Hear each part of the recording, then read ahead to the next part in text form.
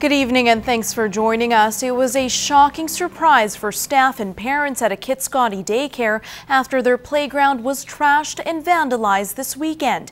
Many are angry and disappointed at the damage done, but more so that it's not the first time it happened. It was Saturday morning when Michelle Yulin dropped off her daughter at the Kitscoty Community Cabin for Kids and saw the ransacked playground. I was just so disappointed and so sad to see that someone would do this to such a great part of this community. Staff say the person or group responsible scaled the playground fence they lock every day. Somebody or some buddies peed in the sandbox.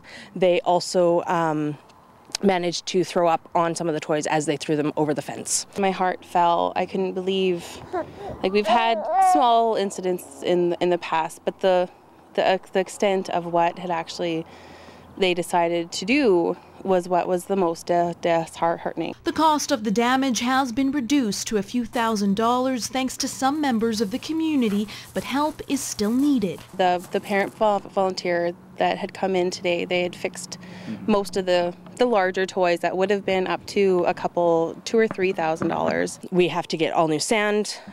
There are some toys that we're going to have to replace, all of the sporting equipment that the little kids could play with. They say the support from locals have been overwhelming, but they're hoping RCMP will catch those responsible as it's the second incident in 2 weeks. Last time actually they destroyed the older kids park, dumped all the garbage and cans out, and we used it as a learning experience for the older children. We had them put some gloves on and come out and we just cleaned up the community. We've been bringing our daughter here for a while, and as first-time parents, the staff here has been so supportive and so great for us that we really wanted to come out today and help clean up and try and support them back.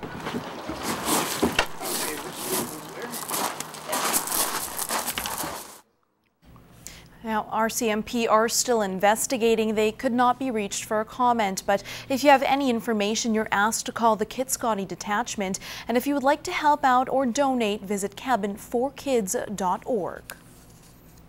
The slogan "Wild Rose Country" will now be a thing of the past, at least when it comes to Alberta license plates. It will be replaced with alberta.ca, a point of interest and controversy for many. Annika Notveit has more.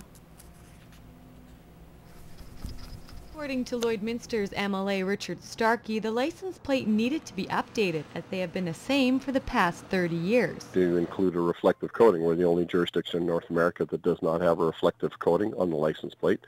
So if we were going to change that, it seemed like it is a prudent thing to change, everything about the license plate. By changing the slogan, some believe it was a political move by the PC party. Absolutely nothing. No, I mean, the slogan happens to be the slogan that's on the signs when you come into the province. Putting the province's website on the plates is a common trend in other jurisdictions. More in some of the American jurisdictions, they would put the website on the bottom. Like I say, I think I would actually prefer, a statement that says either something about the province or something that encourages people to travel to the province. Some of the other provinces do that, with Yours to Discover or Friendly Manitoba, those sorts of things. I'd love to see Travel Alberta. When asking members of the public, it was a mixed response. Change is good. You won't be able to keep your old license plates, eh? But it should be all right. I like Wild Rose Country, and I've had my plate for years. I like that I know the numbers. Honestly, I don't care too much about it. Just a waste of money from just the government's just trying to get money. That's all. What's wrong with the old ones? Nothing. I kind of don't have an opinion, really. It's just a license plate, really. It's pretty cool looking, though. The plates will be available in 2015, and it will cost an extra $5. The government is asking for residents' opinions on the images on the license plates. Those polls will be open for voting until August 18th on the website alberta.ca. Annika Notveit, Newcap News.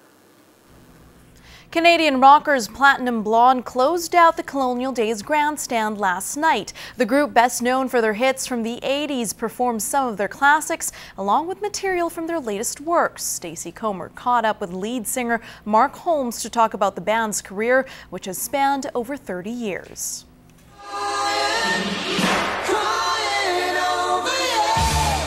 Platinum Blonde was formed in the early 80s and became an international success with songs like Crying Over You, It Doesn't Really Matter, and Not in Love. Music videos were a huge part of that decade, and lead singer Mark Holmes says while they had help later on, they were on their own at first. First album, I did everything. I cut everybody's hair because I used to be a hairdresser, so I cut everybody's hair. Everybody's wearing my clothes.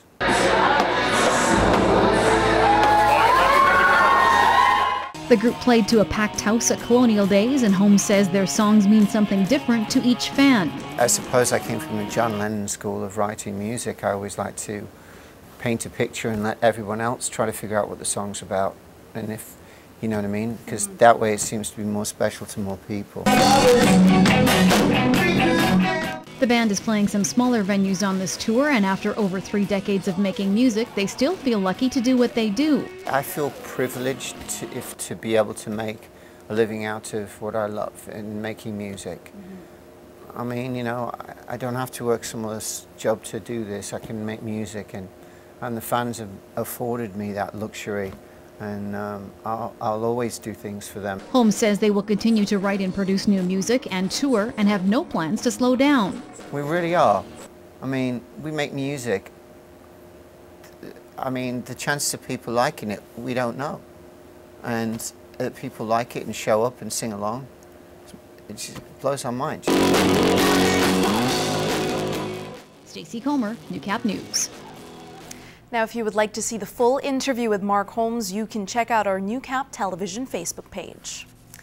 Another place for kids to cool off is now open in the area. The Vermilion Spray Park has been busy, as many are getting out to enjoy the cold water on these hot, sunny days. It adds to the recreational options in the small town and is located in Vermilion Provincial Park. I love it, it's fun. Gets used a lot. And residents say it's also a safe way for kids to cool down. Before it was the wading pool, and I mean, there's less chance of, you know, anything happening with the spray park than there would be with a pool. It gives a good chance for the kids to interact and, you know, have fun. It dumps a whole bunch of water on you. The community and sponsors raised more than $110,000, and the government provided $150,000 to build the park.